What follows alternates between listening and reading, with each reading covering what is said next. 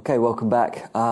Just had a thought in the break, and one thing I haven't mentioned is string skipping, which is, as the name suggests, it means skipping strings, really, but it's kind of gives it a bit more of an intervallic sound, I guess. So we'll just do some simple ones. You can get as extreme or as crazy as you want to get with these things, but I'll just show you one or two fairly easy ones to begin with. First one's going to go from the bottom E string straight to the D string. And then you're going to go back to the A string and skip to the G string. D string to the B string.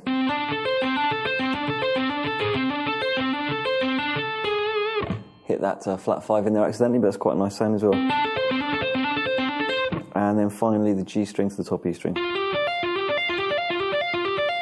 Now if I had time, I'd make you go through all 5 positions of the D minor pentatonic doing that exact same thing.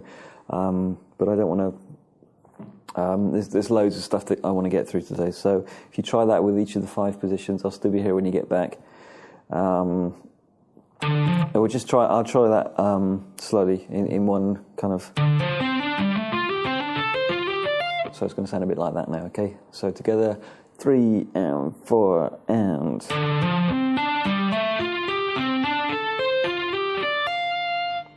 And obviously you can do exactly the same thing backwards as well. 3 and 4 and...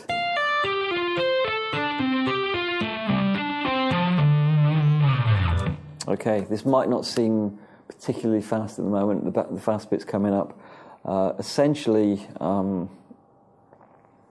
I think the best thing I can say about speed is essentially it's a byproduct of accuracy. So what we're aiming for is accuracy with the left hand, and then next we're going to be working on the picking hand, and then coordination involved in joining the two things together. So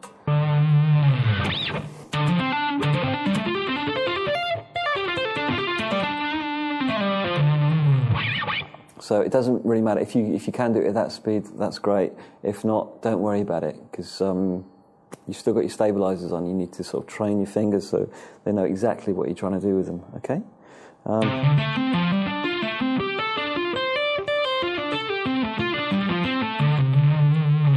And as I said, a little extra bonus you get for doing all these exercises is even when you play chords, you think, oh yeah, it feels better, because your fingertips feel more positive. That's what we're trying to get on the guitar, is a positive kind of connection with each note. A lot of guitarists tend to rely on distortion. Okay, I can always tell when I'm teaching. I can always tell when the students have been in and been using the amps, because the distortion's on 10 and the reverb's on 10 and everything's kind of, What we're trying to get at the moment is to get more of the sound from your hands. Okay, essentially that's what gives you your individual style, your individual sound, rather than relying on outboard gear and stuff. So we're going to try and use some of these exercises, but in the form of licks that you'll hear people like Gary Moore, people like Jimmy Page, all these kind of people doing this sort of stuff all the time. First one is a real simple. Again, we'll be in D minor pentatonic. You should try these in all 5 positions, but we'll just do it around our first position to begin with. Exercise sounds a bit like this.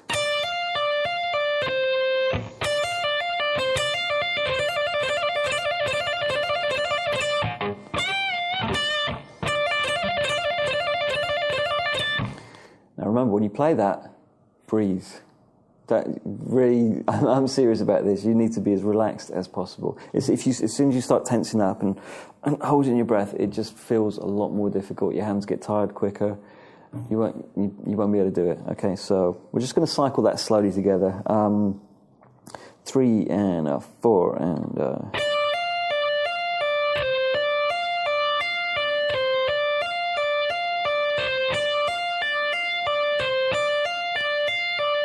In fact, you may not even want to pick the note on the B string. You might just want to pick that first, that initial D note.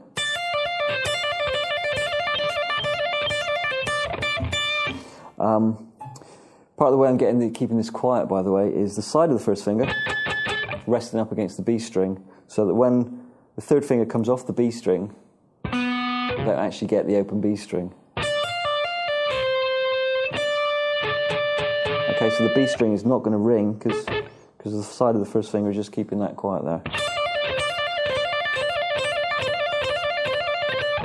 So, great thing about this lick is you can transfer it instantly onto the next two strings down.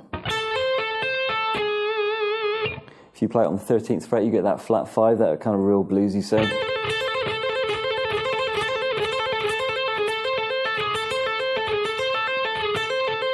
If you want to stay within the pentatonic scale, I'm going to use the little finger for this now.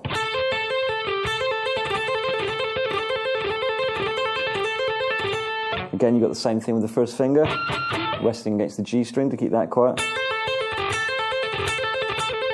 This time I'm using the little finger on the B string on the 13th fret. It really depends on what mood I'm in, to be honest, what fingers I'm going to use on some of these phrases. I might use the little finger for that. I might use the third. I might use the little finger for the F. And then the third finger for the C on the B string. Really, try them all. Try them all to find out what works for you. Find the difficult ones, work on those more, because that's, you don't want any holes in your technique. I think that's right. The other thing I was going to mention, for picking, I'm just using 2 downstrokes.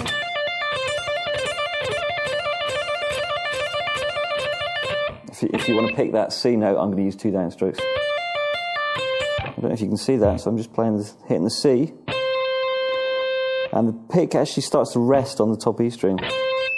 It's called a rest stroke. And then, now while you're doing that with the left hand, your right hand's got loads of time for the pick to come back onto the B string.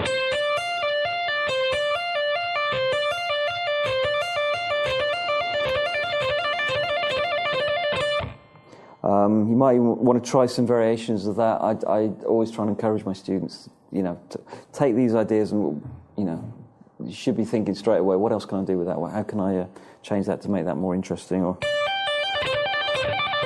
Okay, I've added another note from the D minor pentatonic scale there.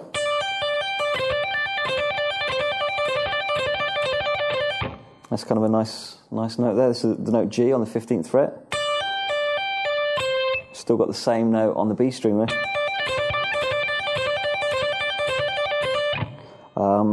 You could even try a string skipping approach. I'm making this up as I go along at the moment. I don't know what this is going to sound like. That's quite nice. Now, obviously, if you're going to be using a G string, D string, whatever, you can't use 2 downstrokes now because the B string's in the way. So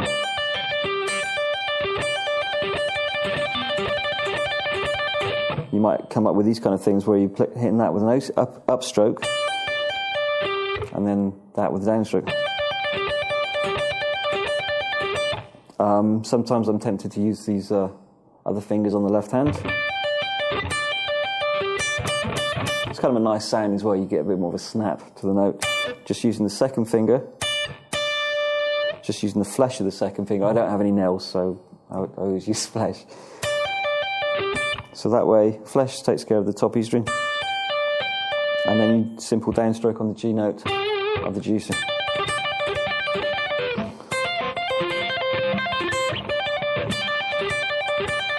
So we've taken a simple Gary Moore, Michael Schenker type lick, and we've made it into, kind of made it a bit more my own, I suppose. I wouldn't hear that and think, oh, that's that Gary Moore lick. That just sounds like something completely different. And now for something completely different. Okay, so really can't emphasise that enough. You really want to try and take these ideas and add as much of your own character, your own personality into them as possible. Here's another one that's again kind of Michael Schenker type. Instead of hitting that F note twice, we're actually going to swap the second F for E natural.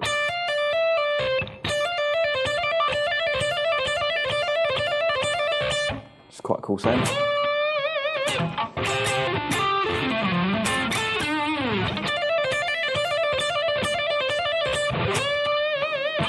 Let's try that slowly. Okay, here we go. 3 and a 4 and.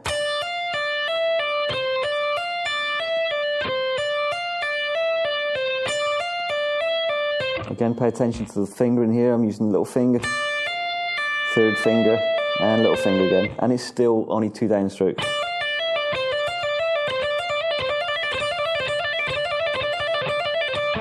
Loads of notes for only 2 strokes. You can see nothing really nothing's too taxing at the moment, hopefully.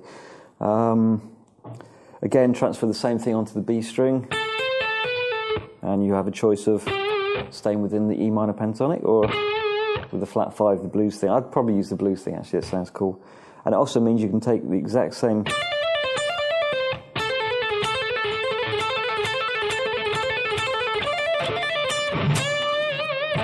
Okay, so things to look out for. First finger, muting the adjacent string, whatever you're doing. Keeping the left hand as relaxed as possible. Try not to move the fingers too far off the neck. A lot of people tend to tense the left hand when they do this kind of thing. Try and keep it as relaxed as possible. In fact, you should be able to. If you focus on the thumb, you can't press too hard with the fingers if your thumb's relaxed. Okay, so try and. So you haven't actually got the thumb on the neck. Okay, so I'm not actually pressing with the thumb at all, which means that you can't press too hard with the fingers. You know, this left hand needs to be as relaxed as humanly possible. So keep breathing. Try not to hunch the shoulders. I have a tendency to do that, but that's because that's why I've had 3 operations on that arm so far. So that's my own stupid fault. Try not to do the same thing. Breaks, shoulder rolls, all that kind of stuff is really going to help you out here.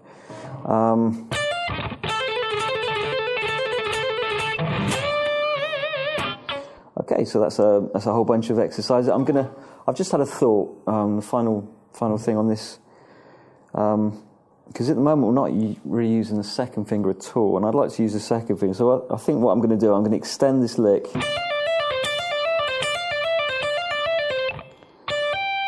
I'm going to add that extra note from the D minor pentatonic, which we liked earlier.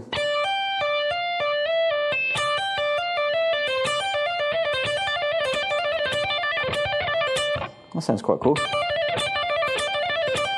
So I'll show you that lick really slowly. Here we go. Start off with the downstroke on the note D, on the 10th fret of the top B string. Hammer the 15th fret, pull off, hammer the 13th fret, pull off, hammer the 12th fret, pull off, and then finish off with the C on the 13th fret of the B string.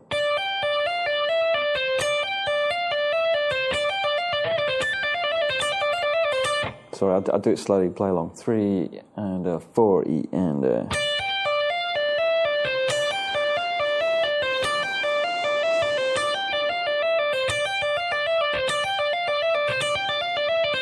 I like that exercise. It actually uses all the fingers. Gets a bit of a workout there. And we can probably. I'm sorry about that silly noise. I love doing that silly noise. I can't get out of it at the moment. I'm going to do exactly the same thing. Just transfer it onto the B string.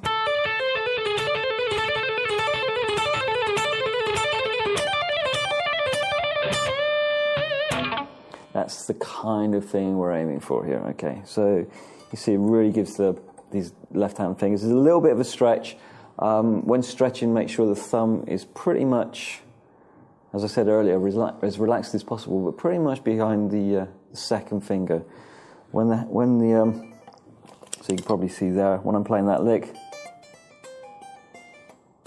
the thumb is pretty much behind where the second finger lives on the 12th fret at that point. If you put the thumb over there, it makes the stretch a lot more difficult. Okay, a lot of guitarists have this kind of tendency to do that.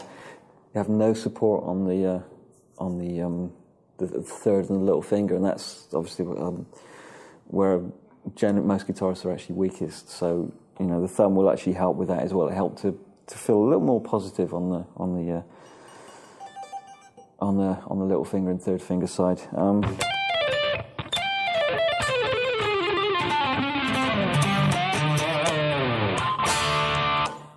Okay, so that concludes our section number 2.